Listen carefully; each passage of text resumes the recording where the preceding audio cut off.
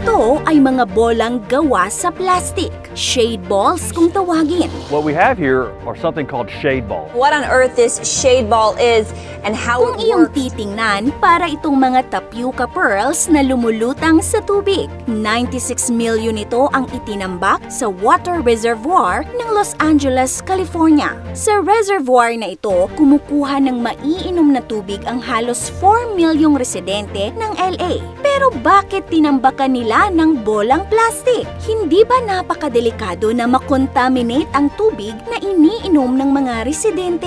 300 million gallons of water each year. That's 300 million gallons to fight this drought. Pero alam mo ba, ang mga bolang ito daw ay napakahalaga para makasurvive ang mga residente. Kung wala ito ay manganganib ang kanilang buhay. Mabisang panlaban din daw ito para maiwasan ang kemikal sa tubig na nagdudulot ng cancer. Paano kaya? At ano pa ba ang ibang benepisyong nagagawa ng mga bolang ito sa tubig ng LA?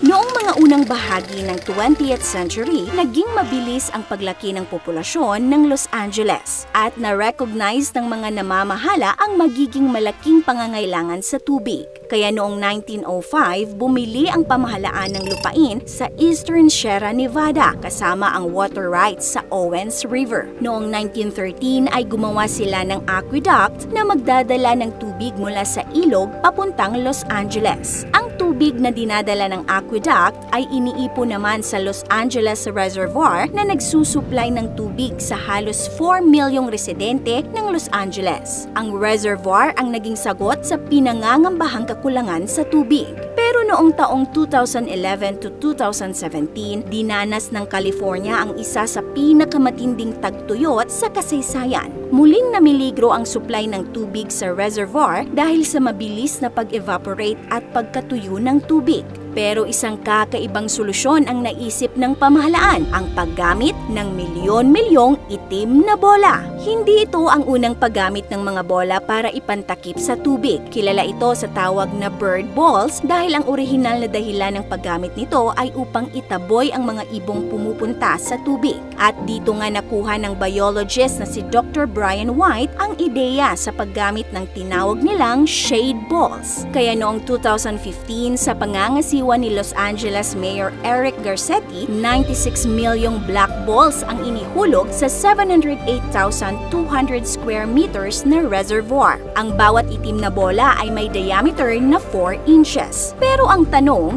hindi ba toxic ang mga bola? Well, ang mga bola ay gawa sa polyethylene na isang uri ng non-toxic at food-grade plastic. Kaya naman safe itong nakababad sa tubig. Ang bawat bola ay kalahating puno ng tubig para hindi ito matangay ng hangin. Maging ang kulay nito ay mahalaga dahil ang carbon black ingredient na nagbibigay dito ng itim na kulay ay ang component na nagpapatibay dito para tumagal ng 10 hanggang 25 years na nakababad sa tubig.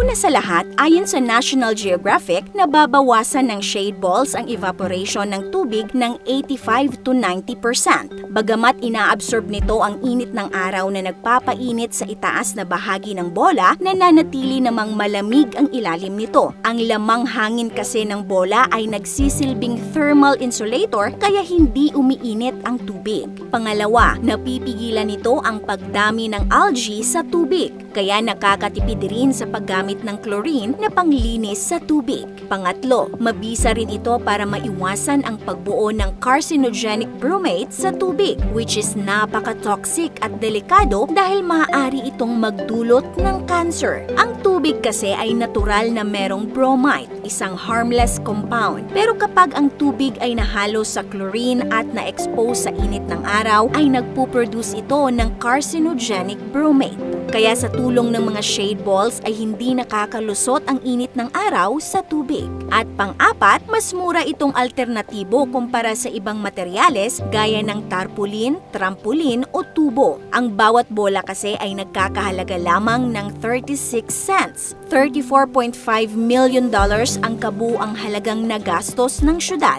Kaya lang may mga pumupuna na baka naman ang proseso ng paggawa sa mga shade balls ay kukonsumo rin ng tubig na higit pa sa di umano'y matitipid nito. Kaya naman isang grupo ng mga mananaliksik ang nagsagawa ng pag-aaral na tinawag na Blue Water Footprint. Layunin nitong alamin ang dami ng tubig na nagagamit sa paggawa ng mga bola. Napag-alaman na ang paggawa ng 96 milyong bola ay nangangailangan ng 66 to 766 million gallons ng tubig. Ibig sabihin, kailangang manatili ng mga bola sa tubig ng at least 1 year o higit pa para ma-offset ang nagamit na tubig. If we go to remove them, they're recyclable material. At dahil 3 years nang ginagamit noon ang mga bola simula 2015 at may tibay pa nga na maaaring tumagal ng 25 years, masasabing bukod sa epektibo ay cost-efficient talaga ito. Kung nagustuhan niyo po ang content natin today, paki-comment ng yes. This is your Ate O from Our Republic. Hanggang sa muli and stay awesome!